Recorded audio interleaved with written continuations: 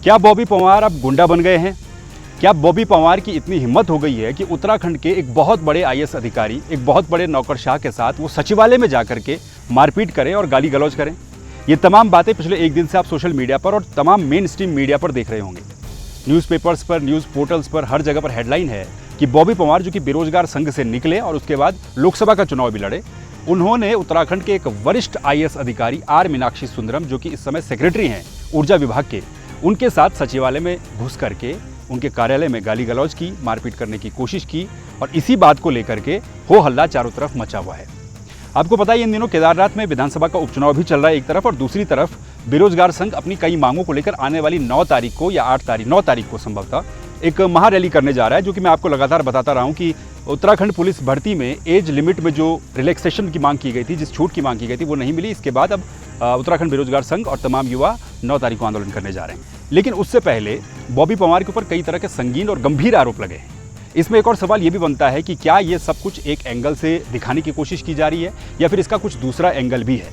क्योंकि बॉबी पंवार का कहना कुछ और है और आर मीनाक्षी सुंदरम की तरफ से या फिर उनकी तरफ से, उनकी टीम की तरफ से, तमाम अधिकारियों की तरफ से जो कहा गया है वो कुछ और है। 6 नवंबर को शाम को 6:25 पर ये बात सामने आती है कि बेरोजगार संघ के अध्यक्ष बॉबी पंवार सचिवालय में जाते हैं।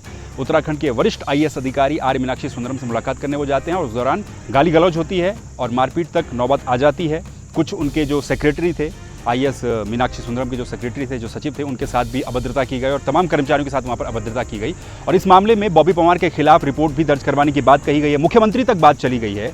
जो सचिवालय संघ है, सचिवालय संघ जो कर्मचारियों का होता है, उसके भी तमाम अधिकारी, पूर्व अध्यक्ष और कई सारे संगठन ऐसे हैं जो इस बात में खुलकर सामने आ रहे हैं, विरोध कर रहे हैं इस बात का कि इस तरह की कार्रवाइयाँ, इस तरह के घटनाक्रम सचिवालय में नहीं होने चाहिए। बॉबी पंवार को लेकर उन्होंने बातें कही। देर रात को जब इस बात का ज़्यादा हल्ला मचा तो उसके बाद बॉबी पंवार ने भी एक वीडियो जारी किया जिसमें उन्होंने बताया कि वो एक मामले को लेकर के सचिवालय में आर मीनाक्षी सुंदरम से मिलने गए थे, जिसमें कि एक उत्तराखंड के दूसरे चर्चित अधिकारी हैं जिनके ऊपर एक भ्रष्टाचार का आरोप है, 200 करोड़ का भ्रष्टाचार का आरोप है और उन्हें सेवा विस्तार दे दिया गया। उस मामले में वो शिकायत करने या फिर तमाम डॉक्यूमेंटेशन के लिए वहाँ पर गए थे।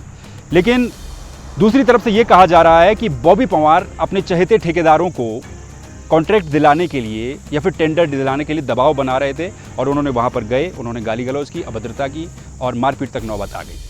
तो ये अपने आप में कहीं ना कहीं सोचनीय विषय है। दूसरा एंगल भी मैंने आपको बॉबी पंवार का बताया। उनका कहना है कि ये सब कुछ झूठ है, वो तो महासुदेवता तक की कसम खा रहे हैं। अब यहाँ पर कुल मिलाकर के कहने की बात ये है कि क्या बॉबी पंवार वाकई में बेरोजगार संघ से निकला हुआ एक युवा जो कि लोकसभा का चुनाव लड़ा, टिहरी लोकसभा सीट से चुनाव हार गया, लेकिन कई विधानसभाओं में खुद को प्रूव भी कर गया, क्या वो आज वाकई में इतना बड़ा हो गया है कि वो उत्तराखंड के एक भारी भरकम, एक पावरफुल आईएएस अधिकारी के साथ बैर पाले, उनके साथ मारपीट करने की नौबत तक आ जाए, सचिवालय में घुस करके गाली गलौज की गई होगी? ये वाकई में जांच का विषय है और इस मामले में यही कहा जा सकता है कि दोनों तरफ से निष्पक्ष जांच की जाए। जो भी बातें हैं, जिसकी भी गलती है, वो सामने आए जनता के सामने।